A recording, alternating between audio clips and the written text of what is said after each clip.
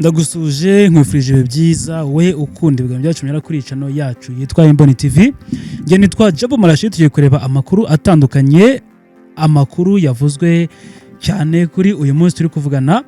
President Donald Trump yatangaje ko agiye kuvanaho byihuse umutegetsi w'ikirenga wa Iran washyizweho, ndetse aya magambo yanasubiyemo na Minisitiri w'Intebe wa Israel Benjamin Netanyahu avuga ko byihuse nawe agiye kwica umuyobozi w'ikirenga mushya wa Iran Mojtaba Khamenei. Aba bayobozi bose ari Donald Trump ndetse na Netanyahu bahurije kuri iyi mvugo yo kwica byihuse Mojtaba Khamenei, nk'uko bishe wahoze ari umuyobozi w'ikirenga wa Iran Ayatollah Ali Khamenei mu minsi ngo mike cyane. Bamuhaye rero iminsi mikeya Mojtaba Khamenei watorewe kuba umuyobozi w'ikirenga wa Iran asimbuye ise. Rero amagambo menshi batangaje turaza kuyareba icyo besha bivuzeho n'impamvu bamaye iminsi mikeya. Ariko kandi kuri uyu munsi Iran yagabye ibitero bindi bikomeye ku birindiro bya Amerika, ndetse ibitero byagwemo abantu benshi batandukanye. Ariko kandi byatumye bino bitero bikomeje kuba hakomeza kuba hakwaduka inzara hirya no hino mu gihugu, bitewe n'uko peteroli yakomeje kuzamuka ndetse igahenda. Ibi yagize ingaruka kuba ibiciro by'ibintu bikomeje guhenda, ndetse binafitekerezwa ko inzara ishobora guhenda ndetse ikagera kure cyane n'intanga mu karere, ugasanga ibintu byahenze cyane kurushaho. Turaza kubireba dore kuri amagambo yatangajwe na Perezida wa Leta Zunze Ubumwe za Amerika Donald Trump, ndetse n'amagambo yatangajwe na Minisitiri w'Intebe wa Israel Benjamin Netanyahu, bavuga yuko bagiye kwica byihuse umuyobozi w'ikirenga wa Iran. Ku ikubitiro Perezida wa Leta Zunze Ubumwe za Amerika Donald Trump yavuze ko agiye kwikiza byihuse ndetse akica umuyobozi w'ikirenga washyizweho wa Iran Mojtaba Ali Khamenei, umuhungu wa Ayatollah Ali Khamenei. Perezida Trump yavuze ngo niba atarigenagize uruhare mu gushyiraho umuyobozi w'ikirenga wa Iran, igihe cyose ntagize uruhare mu kumushyiraho cyangwa se atarigena amushyizeho, uzajya uwo ari we wese nzamwica. Bivuze ngo n'uyu nguyu sigena amushyizeho, byanze bikunze isaha ku isaha nzamwica. Rero Trump akomeza avuga ko igihe cyose isaha ku yindi umunota ngo utaramenyekana, ariko isaha ku yindi umunota ku wundi umuyobozi w'ikirenga wa Iran wese uzatorwa bitagizwemo uruhare na Amerika cyangwa se na Donald Trump azapfa yishwe na Amerika, kuko Trump yamuhaye iminsi mikeya. Kuko nyuma yuko atowe uyu mugabo Mojtaba Khamenei arihishahisha, ntabwo aragaragara mu ruhame, nta jambo na rimwe aratangaza nyuma yuko atowe. Ikindi nuko na se agipfa nawe ntiyongeye kugaragara mu ruhame, abenshi bamuvugaho bakamwandikaho, ariko yarihishe, yatinye ibitero bya Leta Zunze Ubumwe za Amerika, kuko Amerika yavuze ko uko bishe ise hatamenetse amaraso menshi y'abaturage, hatangijwe ibintu byinshi mu gihugu, ni nako umuyobozi wese w'ikirenga uzajyaho cyangwa se uzashyirwaho ngo azicwa. Ikindi usibye no kuba ari we gusa uzicwa, ngo n'abantu bose bazagira uruhare mu kumushyiraho, abamutoye, abamushyigikiye bose, ngo Amerika izabica.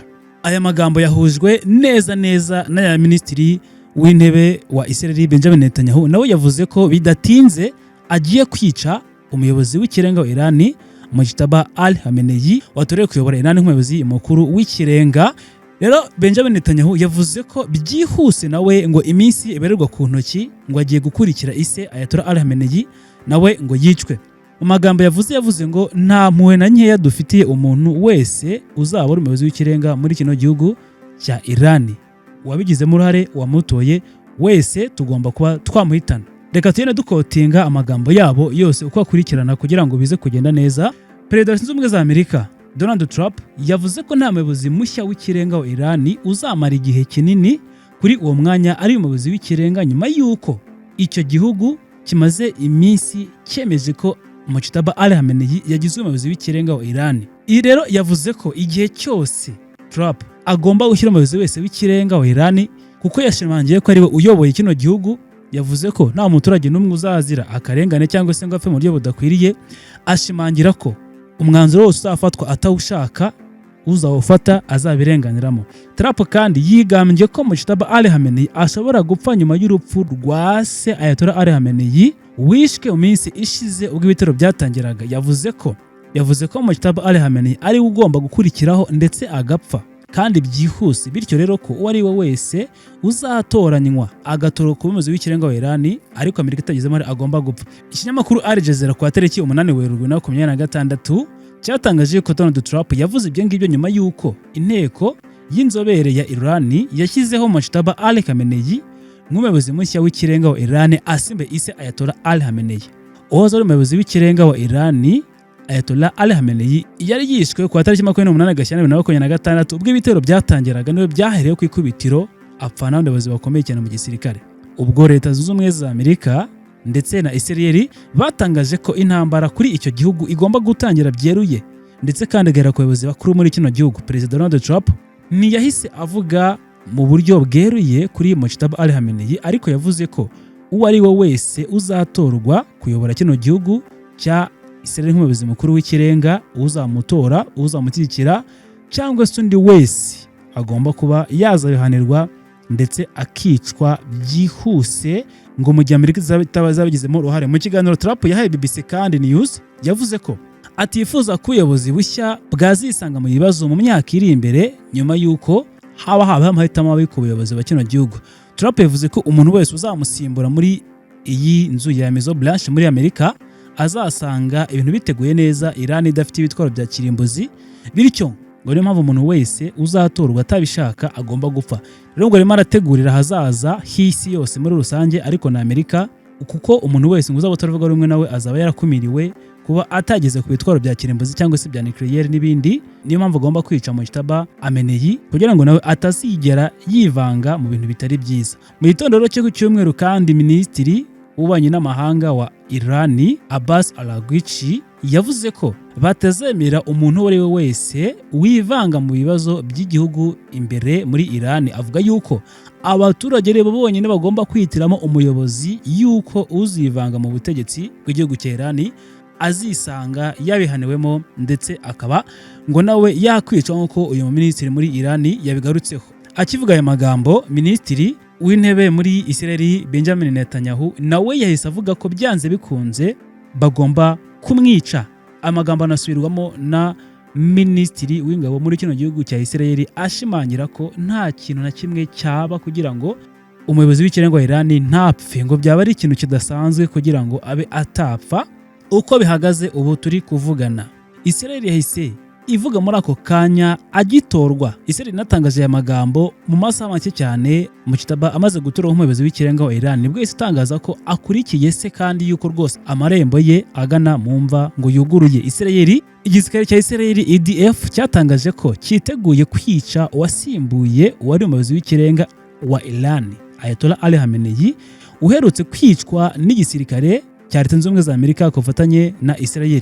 Ayatollah Khamenei ndetse n'abandi bayobozi bahoze bayobora Iran biciye mu bitero bya Leta Zunze Ubumwe za Amerika ndetse na Israel byagabwe kuri iki cyumweru ku tariki 28 Gashyantare 2026.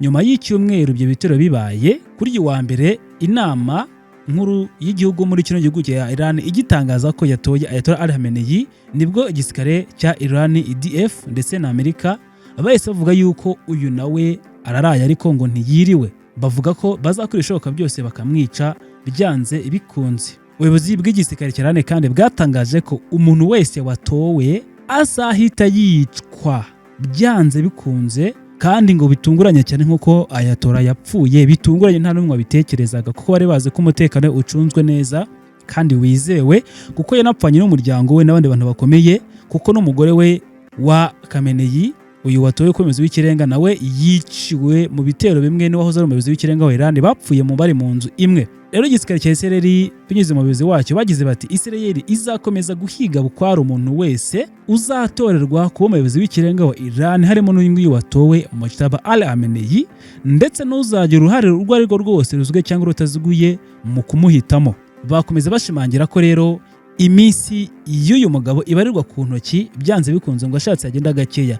Ariko kandi Iran iri kurasa muri Israel ndetse no ku bihugu by'inshuti nk'umurasirazuba bwo hagati, harimo ibihugu bitandukanye by'ingabo za Amerika zibarirwa hose, urugero nko muri Leta Zunze Ubumwe z'Abarabu cyangwa se UAE, Arabie Saoudite, Qatar, Bahrain, Kuwait, Syria ndetse na Iraq n'andi atandukanye. Iran yakomeje kwagaba ibitero bitandukanye byagiye kandi bigamo abantu benshi cyane batandukanye nk'uko bigaragaramo. Iran kandi yagabye ibitero bishyashya kuri Israel kuri uyu munsi turi kuvugana, kuko Iran yongeye kugaba ibitero muri Israel mu bice bitandukanye ndetse no mu bindi bihugu bitandukanye nk'uko twabigarutseho mu kwihimura nk'uko Israel ikomeza kubitangaza. Ivuga ko ikomeje kurwana ndetse no kwimura kuhaza umuyobozi wabo w'ikirenga ngo wishwe by'agaherere ndetse warenganye cyane uwo muyobozi wishwe Iran ivuga yuko ikomeje kumuhorera. Igihugu cya Bahrain kivuga yuko ibi ngibi ari byo bitero byahitanye kandi bigakomeretsa abantu benshi kurusha abandi bose byagabwe ku gihugu cyo mu Kigobe kuva intambara yatangira ku 21 Gashyantare. Igitero bagabweho na Iran bavuze ko igihino gitero cyahitanye benshi muri kino gihugu cya Bahrain. Minisitiri w'ubuzima muri Bahrain yatangaje ko muri iki gihugu igitero cyagabwe hakoreshejwe drone ngo cyakomerekeje abasivili 32 harimo abana 4, umuto kurusha abandi akaba afite amezi 2 gusa mu bagabwe ibyo bitero. Kuva intambara yatangira muri kiriya gihugu ndetse no muri kara karere abantu nibura 10 nibo bamaze gupfa nk'uko minisitiri yabigarutseho mu bihugu byo mu bigobe by'Abarabu. Abenshi muri abo ngabo bakaba ari abashinzwe umutekano cyangwa se abakozi b'abanyamahanga bakora muri ibyo bice bitandukanye. Ibihugu bya Qatar, Kuwait, Leta Zunze Ubumwe z'Abarabu, Arabie Saoudite nabyo byemeje yuko byagabwe ibitero bikomeye cyane bishya mu ijoro ryakeye ubu tuvugana n'igihugu cya Iran cyabagabye ibitero. Arabie Saoudite yavuze yuko yongeye gushwanyaguza amatsinda 2 ya drone zari zerekeje ku bigo bicukura peteroli muri icyo gihugu ngo bagamije kubyangiza. Ikindi gitero cya drone cyagabwe ku wa mbere cyari cyagabwe ku nyubako ya ambasade Leta Zunze Ubumwe za Amerika, bituma Minisiteri y'Ububanyi n'Amahanga ya Amerika itegeka ko abakozi ba leta bayo bose batari ngombwa cyane bava muri icyo gihugu bagataha. Amerika yahise icyura abakozi bayo bose bari muri bino bihugu kugira ngo bahunge uyu mutekano mukeya ndetse n'umujinya n'uburakari bw'abanya-Iran. Abategetsi bo muri Iran baburiye ko bashobora kwagura ibitero byo ku butaka ndetse n'ibyo mu kirere ndetse bikaba ku bikorwa remezo byo muri ako karere mu gihe Israel ndetse na Amerika byakomeza gutera ku nyubako zayo. Kugeza ubu kandi ibi bitero byose byakomeje kugira uruhare rukomeye cyane mu gutuma ibiciro bizamuka ndetse bikanahenda kubera ko peteroli yamaze guhenda. Bitangazwa ko inzara yugarije isi igiye kwaduka mu minsi mikeya nk'uko twabonye ibintu bihenda mu minsi yatambutse ubwo ibintu byagendaga bihinduka haba muri Ukraine ndetse no mu Burusiya ndetse no cya COVID-19 bikarushaho guhenda. Niko benshi bavuze bati ibintu byakomeje guhenda kubera yuko peteroli ikomeje guhenda ndetse ikomeje kuzamuka. Ubu turi kuvugana kugeza ubu rero turi kuvuga nuko ibiciro by'ibikomoka kuri peteroli byatumbagiye nibura ku kagunguru kamwe kageze ku madolari 119 kugira ngo bakigondera. Ibishimangirwa neza n'abahanga mu by'ubukungu bavuga ko inzara ishobora kuba yakwaduka isaha ku yindi. Ibiciro bikomoka kuri peteroli rero byazamutse cyane kubera intambara ikomeje kuba muri Burasirazuba bwo hagati, aho akagunguru nibura kamaze kugera ku madolari y'abanyamerika 119 ku muntu uwo ari we wese. Ubwikorezi bw'ibiribwa n'ibindi bitandukanye nabyo biri kugenda bigorana bitewe n'ubwikorezi butameze neza. Iri rero niryo zamuka rikomeye cyane rikomeje kubaho kuva 2022 kugeza tuvugana. Binashimangirwa na benshi yuko inzara ishobora kuba yakwaduka igihe cyose mu gihe bitakwitabwaho neza. Intambara za Leta Zunze Ubumwe za Amerika ifatanije na Israel bagabye kuri Iran niyo ikomeje gutuma ibiciro by'ibikomoka kuri peteroli ndetse na mazutu bitumbagira cyane ko mu Burasirazuba bwo hagati haturuka ibikomoka kuri peteroli nibura bikenerwa hirya no hino ku isi hatandukanye, harimo no mu karere dutuye no muri Afurika. Intambara yatangiye akagunguru kari kugura amadolari 77 ariko gakomeje kuzamuka kubera ko tuvugana kamaze kugera ku madolari 119 ariko gakomeje gutumbagira. Hari naho kamaze kugera ku madolari 119 n'amafaranga 50 bimwe mu bihugu bitandukanye. Bimwe muri ibyo kandi bikomeje guterwa n'ibikomoka kuri peteroli benyuze mu nzira ya Hamas yo mu Burasirazuba bwo hagati. Byatangaje yuko byahagaritse ibirimo mu gihe intambara ikomeje kuba yaba hirya no hino muri Iran igaba ibitero kuri Israel n'ibindi bitero igaba ku bafitanye isano na Amerika hirya no hino. Uyu mubero wa Hamas iri hagati ya Iran ndetse na Oman kandi biri munsi y'ibinyuzwamo utugunguru nibura tutari hagati ya miliyoni 16 ndetse na 21 tw'ibikomoka kuri peteroli, ndetse ututungana 20% by'ibinyuzwa aho ngaho hose ku isi hasigaye. Ibihugu byo mu muryango mpuzamahanga w'ubucuruzi bwa peteroli birimo Iran, Arabie Saoudite, Leta Zunze Ubumwe z'Abarabu, Kuwait, Iran nibyo byakoreshaga cyane iyi nzira ndetse kandi bikomeje kugira ingaruka cyane bikomoka kuri peteroli biva muri ibi bice, usibye Iran yo yabifashe navuga ko iri kubigenzura. Rero byohereza ibikomoka kuri peteroli cyane cyane kuba byazamuka ndetse no muri Aziya yose bikomeje guhenda, binagira ingaruka hirya no hino ku isi.